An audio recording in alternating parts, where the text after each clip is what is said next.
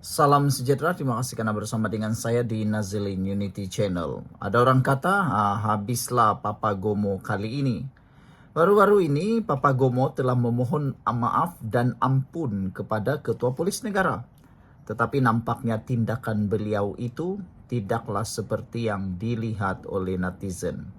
Kerana Nazarudin akhirnya, Ketua Polis Negara memohon perintah komital kedua. Beliau menyifatkan permohonan maaf Papa Gomo tidak ikhlas.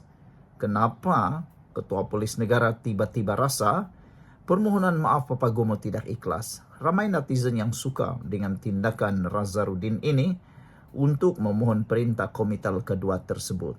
Mereka kata baru-baru ini Papa Gomo telah pun membuat satu pernyataan yang mungkin akan menyinggung perasaan Ketua Polis Negara tentang permohonan maaf beliau di mahkamah baru-baru ini.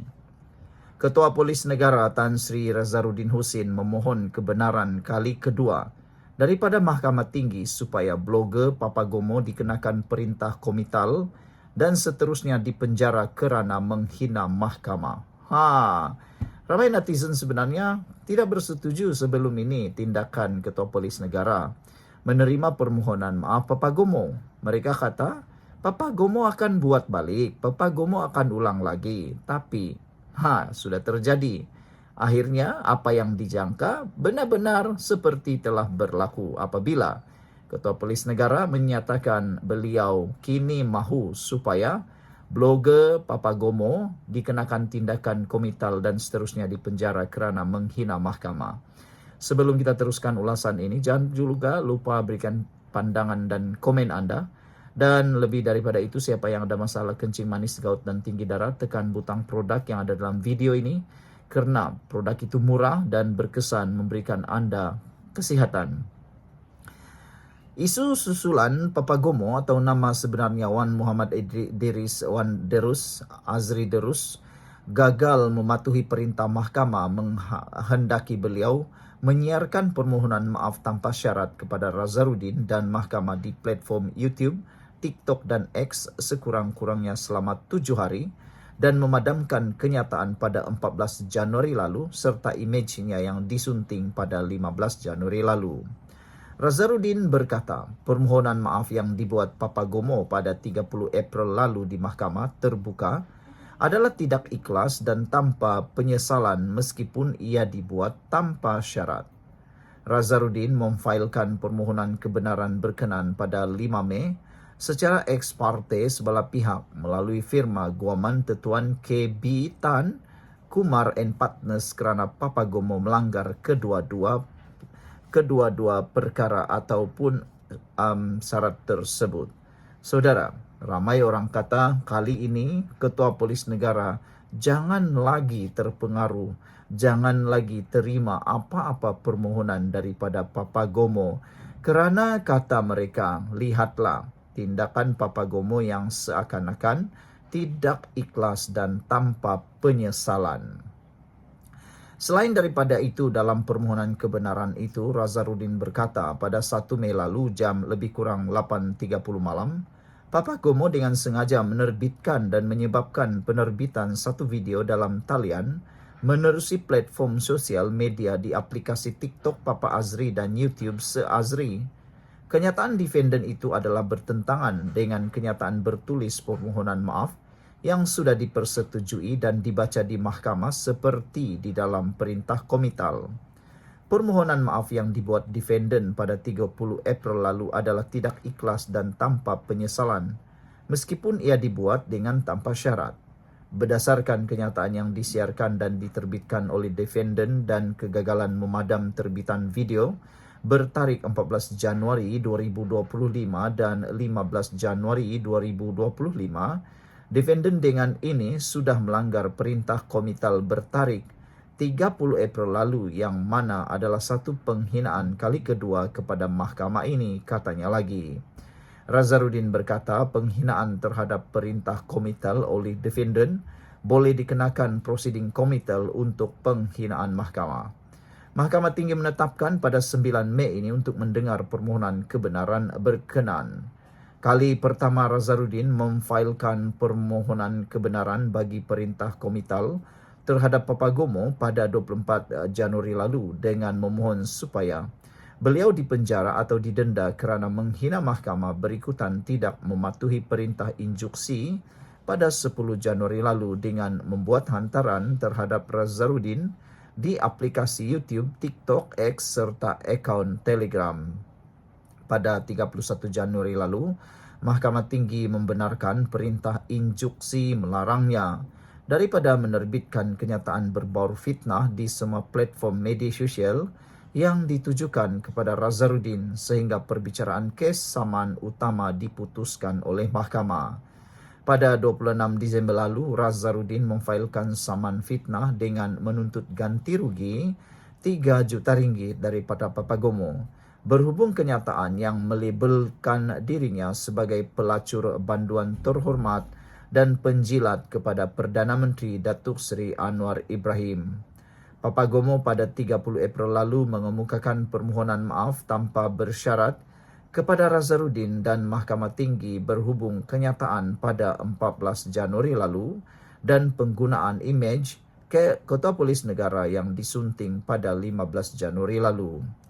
Susulan itu, mahkamah menerima pernyataan maaf berkenan dengan syarat ia disiarkan dalam platform YouTube, TikTok dan X yang disiarkan sekurang-kurangnya selama 7 hari dan dikehendaki memadamkan kenyataan serta gambar terbabit bermula 30 April lalu. Sekian dulu untuk kali ini. Jangan lupa tinggalkan komen anda, tekan butang subscribe. Kita jumpa lagi. Bye-bye. Salam sejahtera, terima kasih karena bersama dengan saya di Nazilin Unity Channel. Ini adalah 10 kejayaan utama golongan pekerja di bawah pentadbiran Perdana Menteri yang ke-10. Diucapkan tahniah syabas kepada Anwar Ibrahim kerana telah mengalahkan para jangkaan ramai orang termasuk jangkaan Mahathir Mohamad dan juga jangkaan Muhyiddin Yassin. Sambutan Hari Pekerja tahun 2025 menjadi detik bersejarah buat kaum pekerja di Malaysia.